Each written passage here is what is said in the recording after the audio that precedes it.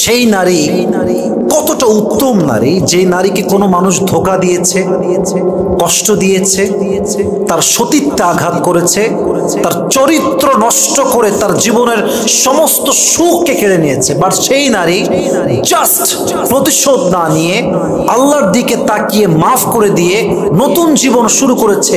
তার মতো উত্তম নারী, চরিত্রবান নারী আল্লাহর জমিন আর কেউ হতে পারে না, ঠিক কিনা বলেন সবাই? So they will forgive people, তারা মাফ করে দিবে, প্রতিশোধ নেবে না। এক। দুই নম্বর গুণ হচ্ছে সেই নারীকে আল্লাহ তাআলা বড্ড ভালোবাসেন যেই নারী ধৈর্যশীল। বলেন সবাই, কি শীল? Success it depends on patience. সফলতা এটা ডিপেন্ড করে আপনার ধৈর্যের উপরে। যার ধৈর্যের পাহাড় যত বড়, তার সফলতার লেভেল তত বড়। সুবহানাল্লাহ পড়বেন না আপনারা?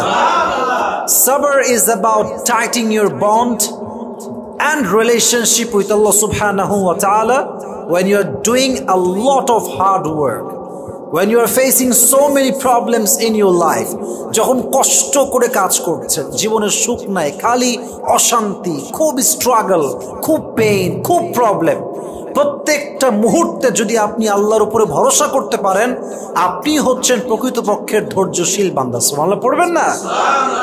এই পৃথিবীতে হাজার হাজার পরিবার টিকে আছে একজন নারীর ধৈর্যশীল হওয়ার উপর।